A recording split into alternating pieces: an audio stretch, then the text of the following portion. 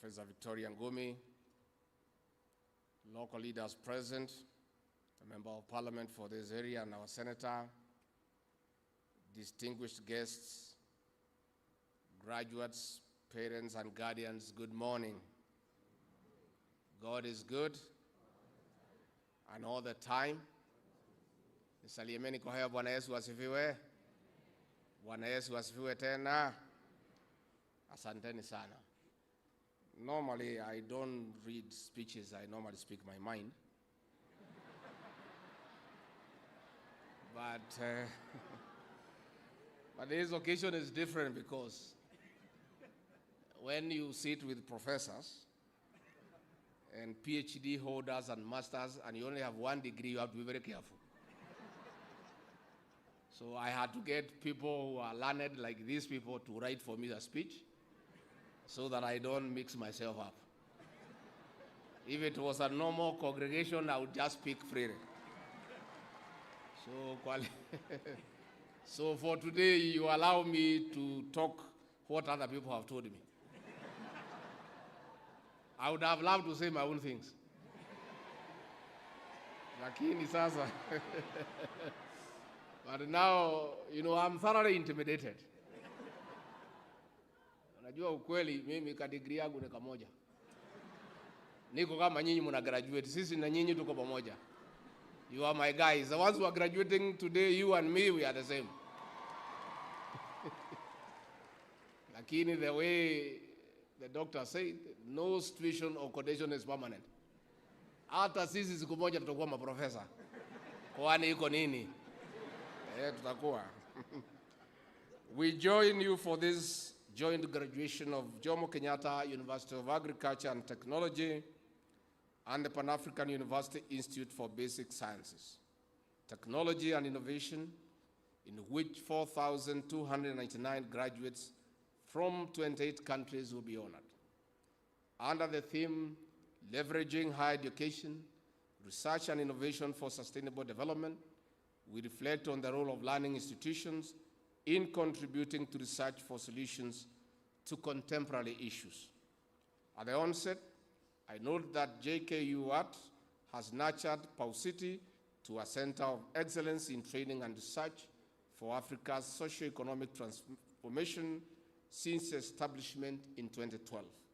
At least over 1,000 students have been enrolled from 43 African Union member states, with 15% being Kenyans. We thank the African Union and the government of Japan for their generous support. Mr. Chancellor Sir, institutions of higher learning are central in development through research, technology, knowledge generation, and transfer. This university has been instrumental in research and training in priority areas such as agriculture, healthcare, engineering, ICT, entrepreneurship, and built environment. For instance, this great university pioneered tissue culture technology that has since created a multi-million banana industry in Kenya and beyond. This has transformed thousands of livelihoods through job creation and enhanced food security. This is besides food fortification technology, farm mechanization innovations, and the ongoing development of an integrated immunization data, respectively in partnership with UNICEF, among others. Mr. Chancellor Sir, as we celebrate these and other milestones, we must reflect on the emerging issues in our country and across the globe that are a threat to humanity. Kenya, like the rest of the globe, is experiencing the negative impact of climate change. Some of the notable challenges include food and water scarcity, even as aridity expands amid various adverse human activities like pollution. It is also a time that Kenya is on the race to achieving its own Vision 2030 and the United Nations Sustainable Development Goals, whose deadline is also 2030. In this respect, the Ruto administration is implementing the bottom-up economic transformation agenda under various thematic pillars for improved living standards. Distinguished guests and graduates, it is in that context that we need to further evaluate the impact of the programs that our universities are offering beyond the prestigious courses. For instance, it is no secret that white-collar jobs are shrinking annually. With an unemployment rate of over 60%, graduates are not ripe to create jobs for themselves. Studies have shown that over 80% of retirees are back to job searching. With knowledge, but almost no experience, fresh graduates cannot favorably compete. In the meantime, we have increased intake for government-sponsored internships for first-hand skills to our graduates. Distinguished guests and graduates, this is one of the reasons that we are deploying resources to implementation of the competence-based curriculum for self-employability skills. In this regard, tertiary institutions must also adjust and adopt their model of education to not only meet the demands of the new system, but also support job creation market. Tertiary education can no longer be about graduating numbers or the prestige of their degrees, but the overall impact of their products and their students. That is why there is an urgent need to re-examine the existing syllabi to retooling and the alignment to meet today's needs. This is how education will lay the foundation and create resilient communities in our race to attaining sustainable development. Dear graduates, the government is already preparing the ground, especially in developing the digital economy. We are laying the infrastructure. The learning institutions must provide the requisite skills for the youth to become truly global workers, even from the comfort of their villages. Technology is here to shrink the global office into our palms. We can only harness the benefits of technology if we prepare students not for passing examinations, but solving challenges for inclusive growth. This is through enhancing the capacity of the students in analytical thinking and creative skills. That is why the government recently unveiled a funding model aimed at ensuring that universities overcome the current financial challenges and become sustainable. While we commit to progressively address this matter through competition, we encourage the universities to incorporate partnership with local and international learning and research institutions. Distinguished guests, in conclusion, I wish to heartily congratulate the graduates here today. The work of changing the world has started. A lot of opportunities lie ahead. Also, challenges lie ahead. You must think without the box. Asanteni sana. Si niongeza kamoja yangu? Ama tufuate mambo ya hii watu ya kizungu mingi? Hii watu naandika kizungu mingi mzito lakini ni sawa. I want to take this opportunity, graduates, to really congratulate you on your achievement. It is not easy going through school up to university and graduating. We were there before, and for the avoidance of doubt, for those probably who think that I also did not go to school, I was at the University of Nairobi and graduated with a Bachelor of Arts degree in Political Science and Literature. So, hata kama ni kidogo lakini niko sawa. At least I'm able to read what has been written. I want to say it's not easy. It calls for a lot of commitment and sacrifice to go through university. There are many challenges along the way. I was even quite excited to hear that among you are many couples. That is also a challenge. Starting a family and studying at the same time is also a challenge. And we want to encourage the couples to continue living together. If you survive living here together, you can survive outside.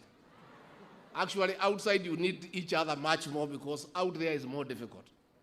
So I want to really congratulate you and tell you that the world ahead of you is bright. And life is not difficult.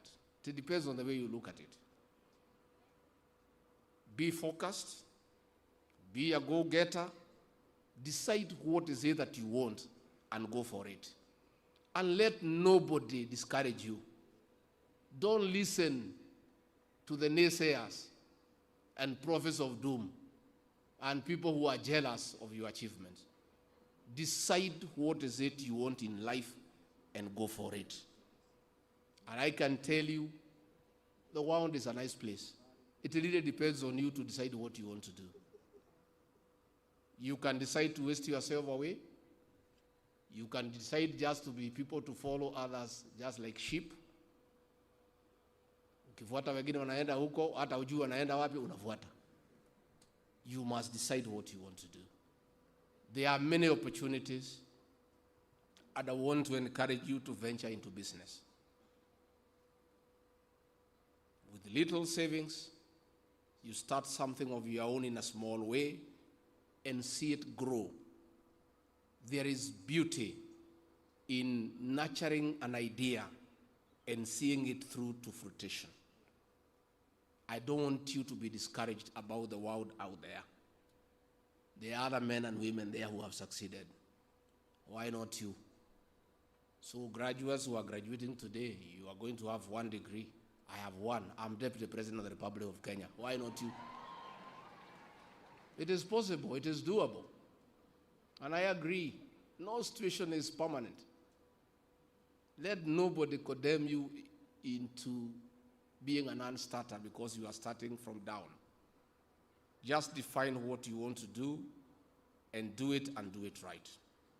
On that note, I agree, no condition is permanent. No, for a long time, our friends in the media were used to criticizing us and nobody used to question them. Now things have changed because no situation is permanent. Along the way, they have criticized the political class for so many years. And we took the criticism in stride. And we agreed that they hold us to account. They criticized us. But things have changed also. Now we are also saying somebody needs to hold the media to account for the things that they write. So welcome to the world of Moses Kuria. Welcome. Because no situation is permanent. And I'm so happy the way the media has reacted to criticism. It's good you are feeling the way we feel. You have been hitting us left, right, and center. Nobody has ever held you to account. Now, Moses Kuria ameuliza nyinyi maswali 3 tu. You are all over, you are crying. You have seen nothing. We want to ask leaders in this country to join Moses Kuria to hold the press to account. They must be accountable for what they write and what they say. And if they write lies, they must be countered with facts. There is nobody who is immune to accountability. Everybody must be accountable for your actions. And the same way, the courts have been persuaded to gag Moses Kuria from holding the press to account. I want the same courts, when leaders go to court and ask them to restrain the media from criticizing leaders, the same courts must give same orders so that we are fair. We must have equity and fairness. What is good for Nation newspaper must be good for Moses Kuria. This is a new world. So watu ya media karibuni kwa hii Kenya mpya. Tutazoeana pole pole. Mnatugonga hapa kidogo, tunagonga nyinyi saa 8. Sasa nyinyi Kuria amegonga nyinyi kidogo, sasa na nyinyi mtugonge kesho, na sisi tugonge nyinyi kesho kutwa, siku zinaenda. And we get to learn to stay with each other. But you must now be accustomed to that new way of doing things. You have been having a few days for too long. You must take responsibility for what you write. You must be accountable for what you say. And that is a new Kenya, and it's a good Kenya. So mimi nikimalizia niseme asanteni sana. For those of you who went to the ballot and voted for President William Ruto and I want to say thank you. Asanteni sana. Tulikuwa pahali mbaya sana. Kusema ukweli tulikuwa kwa kona. Mlituokoa. Even those who did not vote for us and lost your vote to Azimio, next time vote wisely. Ningetaka kulete salamu ya kiongozi wa taifa, Rais William Ruto. Mmepokea? Our president is away in France. He has asked me to say jambo. He loves you, he cares for you. Ameniambia nimsalimie. So I want to say asanteni sana. Asanteni sana. Ati? Nini? What are they saying? Wanasema nini?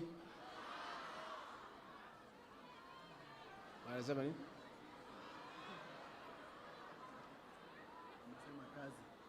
Oh. Oh, mnasema mambo ya job. Hapo iko kibarua. I've told you, we want to be, I'm an honest man. I'm an honest man. I don't want to sit here and lie to you that we have jobs for you. These jobs we are going to create together with you. This is a University of Science and Technology. Our members of the National Assembly very aggressively for 2 nights passed the finance bill to create a housing fund to construct 200,000 houses every year. Among those 200,000 houses, from this university, there will be architects, there will be quantity surveyors, there will be building engineers, there will be clerk of works, there will be electricians, there will be plumbers, and you will have an opportunity to earn a living. And that is the truth. Na kibarua iko. In the housing program, this university and the graduates from here are a very big beneficiary because you are the people to design these houses. The QSs are the ones to do the bill of quantities. The engineers are the ones to do the structural drawings. The electrical engineers will do the electrical drawings. So, hapo iko kibarua. Wengine mutapanga huko mbele. Wengine mutakuja tufanye biashara. Now, I want to encourage you, please. Please. I want you to have a positive mind. I want you to have a positive mind. That your parents were not employed by anybody. Most of your parents were not employed by anybody. 70%. But through hard work, creative and innovative thinking, they have seen you through to university. It is possible that yourself, now with a degree, you are 10 times better than your parents. At least you have an analytical mind. You have the benefit of modern education. You have better communication skills. You are able to reach out and be creative and innovative. So I want you to have a positive attitude. And si mbaya uko nje sana, si mbaya. Si mbaya. There is light at the end of the tunnel. I know it would be much easier to walk into a job and start earning straight away. But life is not that simple. Life is also a little bit difficult kidogo. So I really want to encourage you, but you have the power to read and write and all that pertains to it. And that is the whole thing. That pertains to it is the whole equation. You pange around that area until you get a good bearing. So nimeshukuru sana. Asanteni sana. May God bless you and bless you abundantly. Asanteni. Round of applause for His Excellency the Deputy President for his wise counsel and direction. Your Excellency, sir, may we take our seats. Your Excellency, sir, we come now to the juncture where the institutions confer the degrees to the graduates. I wish to announce now, even as the Deputy Vice-Chancellor, Academic Affairs, Professor Robert Kenyon makes his way here to kickstart this process, When we kick off to award the JQuat doctorates and the PAUST doctorates, all graduates will be requested to hold a little bit on the left as the group